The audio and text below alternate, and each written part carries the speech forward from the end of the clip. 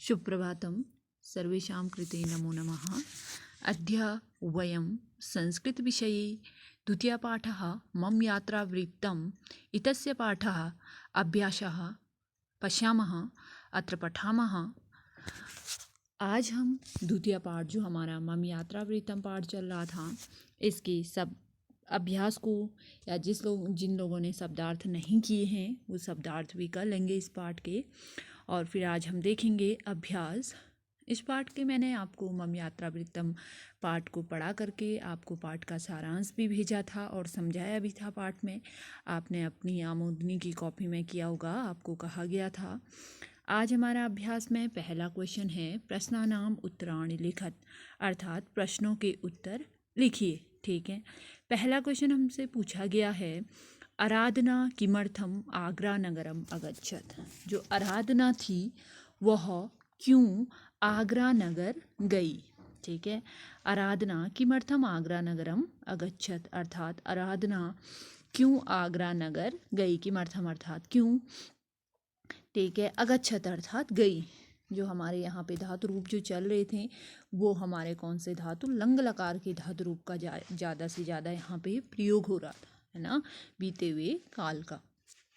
तो आराधना किमर्थम आगरा नगरम अगच्छत, तो हमारा आंसर क्या आएगा, आराधना ताजमहलम दृष्टुम आगरा नगरम अगच्छत, अर्थात जो आराधना थी वह ताजमहल देखने के लिए कहाँ गई थी, आगरा नगर गई थी।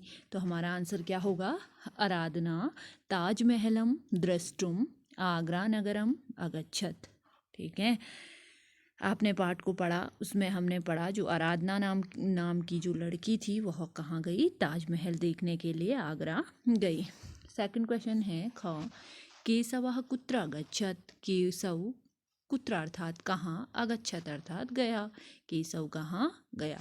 तो केशव स्वमातुल गृहम चमोली जनपदम अगच्छत, वह अपने मातुल के घर, स्व अर्थात अपने, मातुल अर्थात मामा। ठीक है, मातुल का अर्थ क्या हुआ, मामा। ठीक है, तो वह अपने मामा के घर कहाँ गया, चमोली जनपद गया। कौन, केशव। ठीक है, केशव नाम का एक लड़का था यहाँ जो वह अपने मामा के घर कहाँ गया, चमोली जनपद गया। हरिपैड़ी केन माध्यमेन अगच्छन, जो हर की पेड़ी था वह किसके माध्यम से गए, अर्थात किसके द्वारा गए, जैसे गाड़ी, ठीक है, कुछ भी चीज़ हो सकता है। तो हरिपैड़ी त्रिचक्रिका वाहनेन अगच्छत, अर्थात हम रिक्शे के द्वारा कहाँ गए, हर की पैड़ी गए। त्रिचक्रिका का अर्थ हुआ रिक्शा। ठीक है, तो हरिपैड़ी त्रिचक्रिका वाहनेन अगच्छन, अर्थात त्रिचक्रिका के वाहन के द्वारा हम कहाँ गए, हर की पैड़ी गए। ठीक है, अगला क्वेश्चन है ध्वनि विस्तारकेण किम अशृण्वन, जो ध्वनि विस्तार, जो माइक के द्वारा हमने क्या सुना वहाँ, है ना। तो हमने क्या सुना वहाँ ध्वनि विस्तार की, उसमें बताया गया था कि क्या सुना गया था।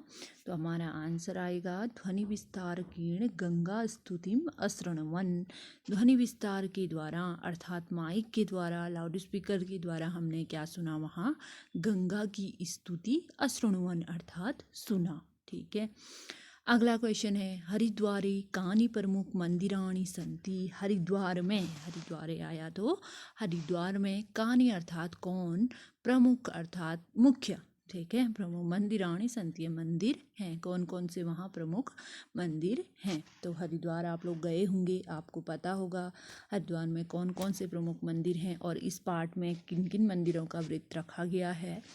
तो हरिद्वार में जो मंदिर हैं, हरिद्वारे लिखेंगे हम आंसर, हरिद्वारे मनसा देवी, चंडी देवी, दक्ष प्रजापति, भारत माता मंदिर, माया देवी प्रभृति ही मंदिराणि सन्ति। ठीक है, आंसर हो जाएगा हमारा हरिद्वार में कौन कौन सी मंदिरें हैं, हरिद्वारे मनसा देवी, चंडी देवी, दक्ष प्रजापति, भारत माता मंदिर, माया देवी प्रभृति ही मंदिराणि सन्ति, विभिन्न प्रकार के प्रमुख वहाँ क्या हैं, मंदिर हैं।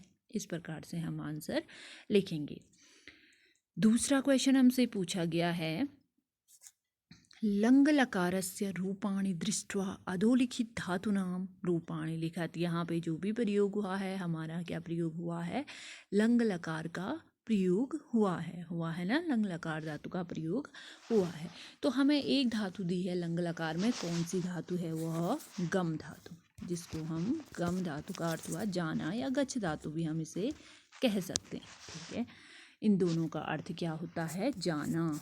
ठीक है, तो इस गम धातु का हमें लंग लकार में रूप समझाया गया है।